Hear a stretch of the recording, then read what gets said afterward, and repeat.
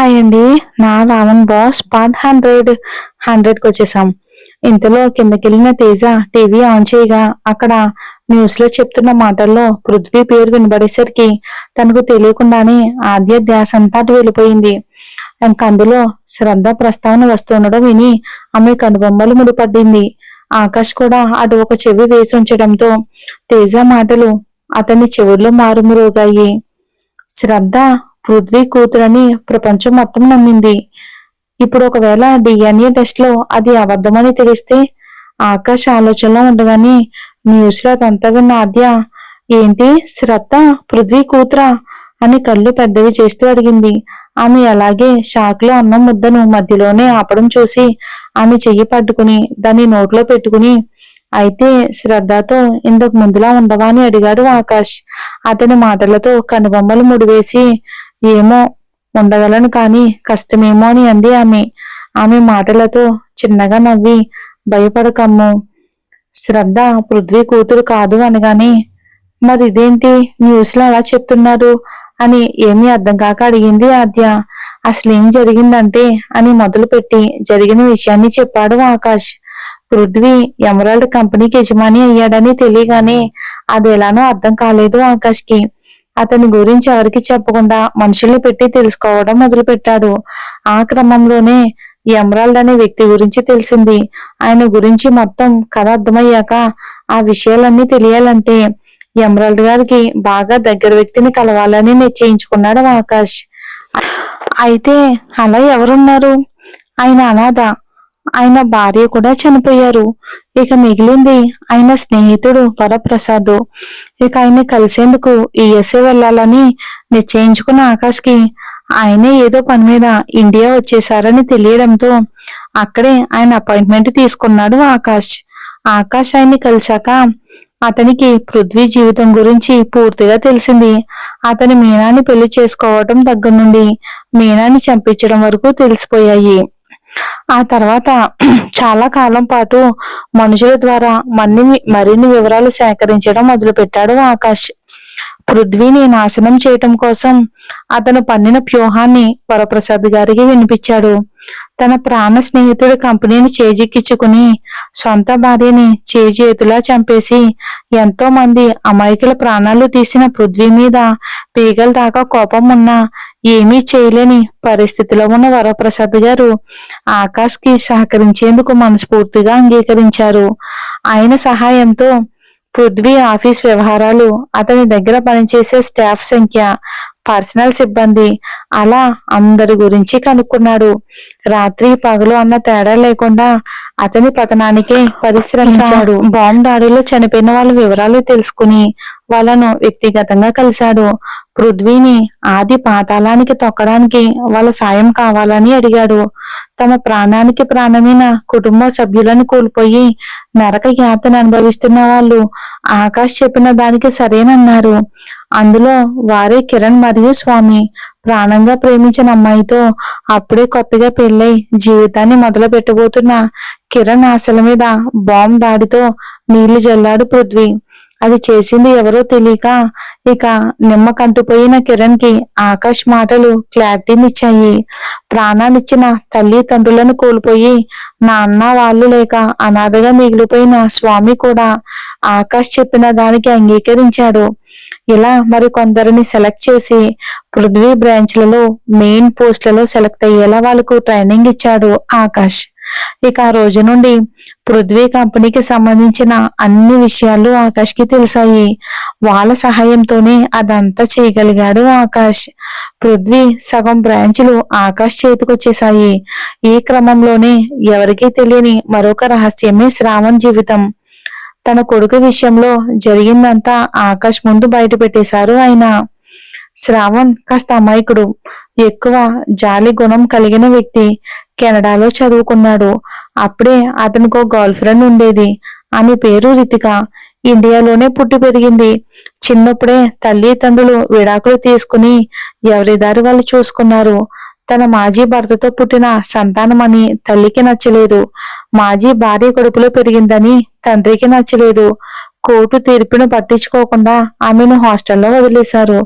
అయితే డబ్బుకి మాత్రం ఆమెకు కొదవలేదు. ఇద్దరు ఆస్తిపరులే. ఆమెకు కావలసినంత డబ్బులిచ్చి మేమున్నామన్న సంగతి మర్చిపోయారు. ఇక మరో ఆప్షన్ లేక మర్చిపోవటం ఆమెకు తప్పలేదు. అయినా రితిక ఎప్పుడు ఒంటరిగా ఫీల్ అయ్యేది కాదు. ఆమె పెరిగింది పూర్తిగా ఆర్థికంగా స్థిరపడిన సమాజంలో కనుక ఒంటరితనమే స్వతంత్రం అనుకుంది. బాధ్యతగా వెలిగింది. శ్రావణ్ అంటే ఆమెకు ప్రాణం. అతనికి ఆమెను మించి ఎవ్వరూ లేరు. అతని ఇన్నోసెన్స్ ఎంతగానో ఇష్టపడేది తను. ఇద్దరు లివింగ్ రిలేషన్ లో ఉన్నారు. వారు ప్రతి కలయిక ప్రేమకు చిహ్నం. కొన్ని రోజులు ఎంతో ఆనందంగా గడిచాయి. ఇలా ఉండగానే చదువు పూర్తి చేసుకుని శ్రవణ్ యుఎస్ఏ వెళ్ళిపోవాల్సి వచ్చింది. రితిక తీరి ఇంకా సబ్మిషన్ అవ్వలేదు. 2 నెలల తర్వాత వస్తానని ఆమె చెప్పడంతో ఆ తర్వాతే తన తండ్రికి ఆమెను పరిచయం చేసి పెళ్లి చేసుకోవచ్చు అనుకున్నాడు శ్రావణ్. కానీ యుఎస్ఏ వెళ్లిన శ్రావణ్ తన జీవితమే తలకిందులైపోతుందని అతను ఊహించలేదు. మొదట్లో మీనాతో మామూలుగానే ఉన్నాడు. ఆమె మీద స్నేహం తప్ప ఏ భావం లేదు. మీనా డబ్బు పిచ్చిలో పడి అదే సమయంలో పృథ్వీ మీద విరక్తి పెరగ్గా శ్రావణ్ పేరు మీద ఉన్న కంపెనీలన్నీ సొంతం చేసుకోవాలి అన్న ఆలోచనతో అతనికి దగ్గరవ్వాలని చూసింది మీనా. అయితే శ్రావణ్ ఆమె మీద ఎలాంటి ఇంట్రెస్ట్ చూపించకపోయేసరికి పృథ్వీ ఆమెను హింసిస్తున్నాడని ఏడుస్తూ అతని దగ్గర జాలిపడింది. ఏడుస్తూ అతన్ని హత్తుకుంది. ఏదో ఒక బలహీన క్షణంలో అతను దారి తప్పి ఆమెతో కలిసిపోయాడు. ఆ మరుక్షణమే చేసిన దానికి పశ్చాత్తాపపడ్డాడు. ఇక అక్కడ ఉండలేక ఆస్ట్రేలియాకి వెళ్లి రితికని కలిశాడు. ఆమెతో జరిగిందంతా చెప్పేయాలని ఎంతగానో అనుకున్నా అతని వల్ల కాలేదు. బహుశా అతన్ని చెప్పు ఉంటే విషయం ఇంత దూరం వచ్చి ఉండేది కాదు. రితికతో కొద్ది రోజులు గడిపి ఆమె ఇంకో నెలలో వస్తానని చెప్పగా అక్కడి నుండి మళ్ళీ యుఎస్ఏ బయలుదేరాడు. ఈసారి మీనాతో మాట్లాడొద్దని ఎంతగానో ప్రయత్నించాడు. కానీ మీనా అందుకు అవకాశం ఇవ్వలేదు. అతని అవకాశాన్ని సృష్టించుకోవాలి అనుకోలేదు.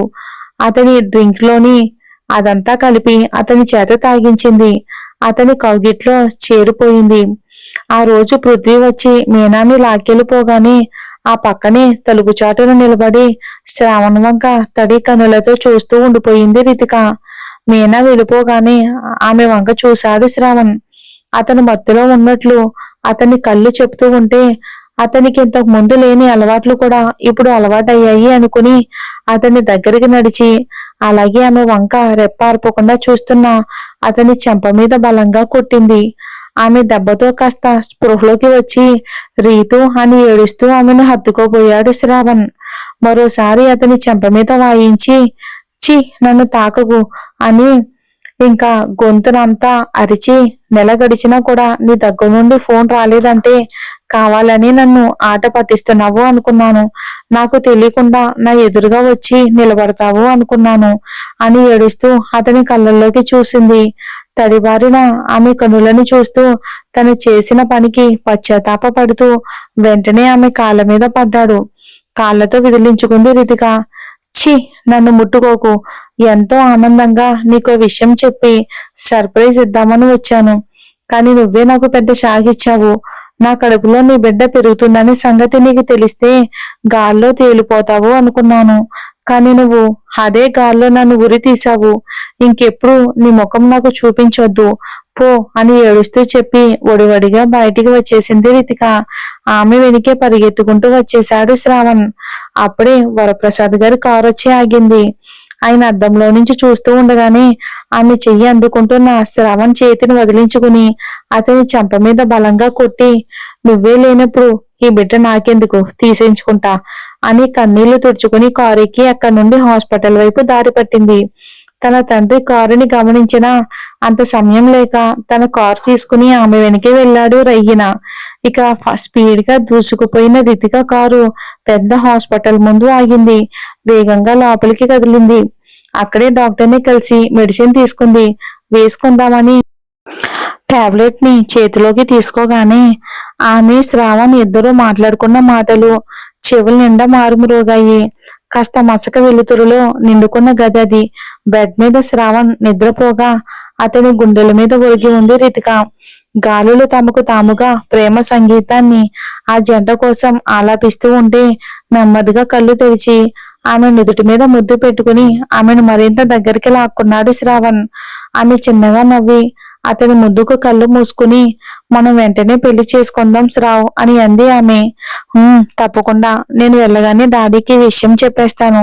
నా పెళ్లి ఆయన చేతుల మీదుగా జరగాలని ఆయన కోరిక. ఆయనకు నీ గురించి తెలుసు, పరిచయం చెయ్యాలి అంతే. నీ థియరీ కూడా సబ్మిట్ అయిపోతే మనకింకా ఏ డిస్టర్బ్ ఉండదు అన్నాడు.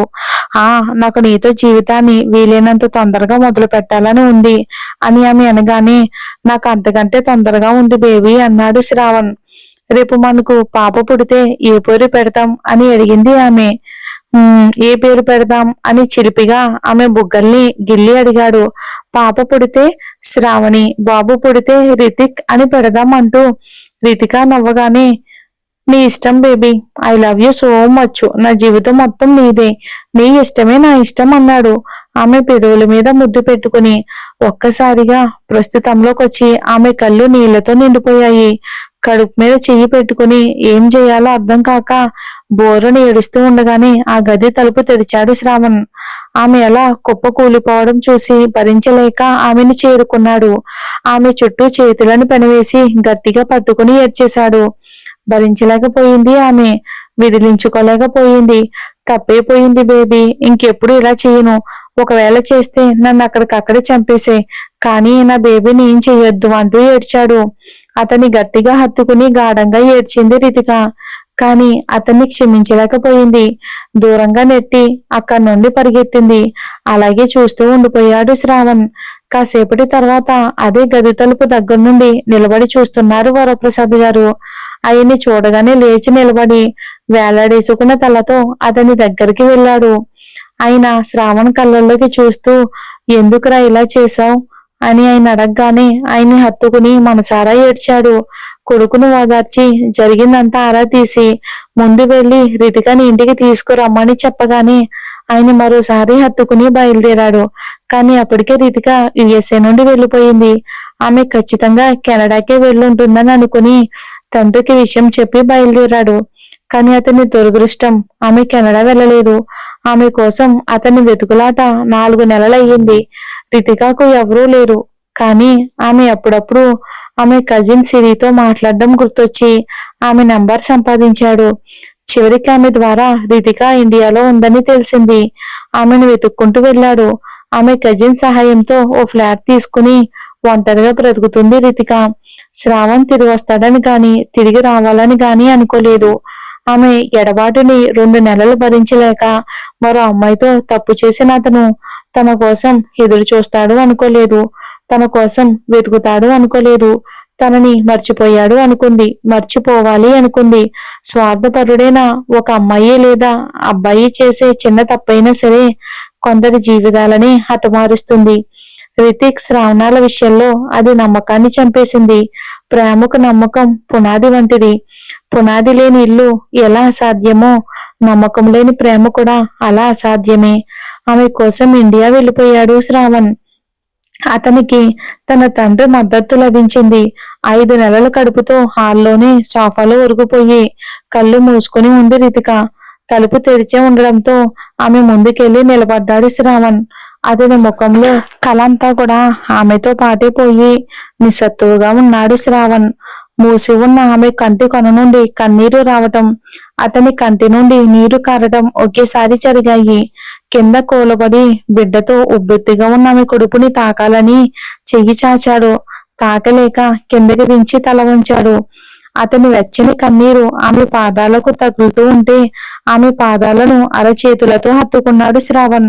టక్కున కళ్ళు తెరిచి ఒక్కసారిగా భయమేయగానే ముందుకు కదలడంతో కొడుకు గొరుసుకుపోయి అమ్మ అంటూ అరిచింది. ఆమె అరవగానే టక్కున లేచి ఏమైంది బేబీ అంటూ నీళ్ల కోసం వెతికి అవి దొరకగానే ఆమెకు తాగించాడు. వాటిని గడగడ తాగి కాస్త ఆవేశపడుతూ ఉండగానే ఆమె కడుపు మీద చెయ్యేసి నిమురుతూ ఆమె కళ్ళ వంక చూశాడు. నిస్సత్తువుగా ఒంటరిగా కన్నీళ్లతో ఉన్న అతని కళ్ళలోకి చూడగానే జరిగిందంతా మర్చిపోయి అతన్ని హత్తుకుంది రితిక. ఆ మరుక్షణం ఆమెను హత్తుకుని మనసారా ఏడ్చాడు శ్రావణ్. కాసేపటి తర్వాత అతన్ని వదిలిపెట్టి కోపాన్ని ప్రదర్శిస్తూ, ఎందుకొచ్చావు? నేనెంత బాధపడుతున్నానో చూద్దామనా, లేక ఒంటరిగా ఎంత నరకం అనుభవిస్తున్నానో కనుక్కుందామనా అని అంది. ఆ మాటతో ఏమీ మాట్లాడలేక ఆమె కాళ్ళను బలవంతంగా ఒళ్ళో పెట్టుకుని వాటిని హత్తుకుంటూ, నీకు ఎన్నిసార్లు కావాలంటే అన్నిసార్లు క్షమాపణలు చెప్తాను. నువ్వేం చెయ్యమంటే అదే చేస్తాను. కానీ ప్లీజ్ బేబీ, నన్ను పొమ్మను మాత్రం అనొద్దు.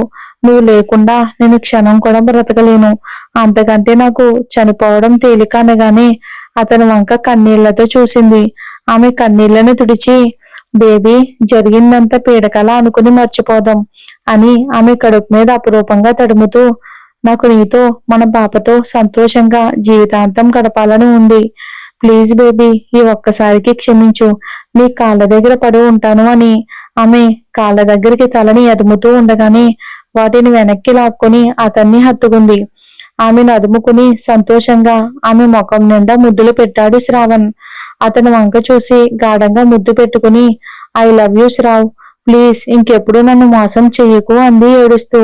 ఆ మాటతో ఆమె ముఖంలోకి చూస్తూ, నెవర్ బేబీ, ఇంకెప్పుడు నీకిష్టం లేని పని నా జీవితంలో జరగదు అన్నాడు శ్రావణ్. మరి ఏం జరుగుతుందో మనం వచ్చే ఎపిసోడ్లో చూద్దాం.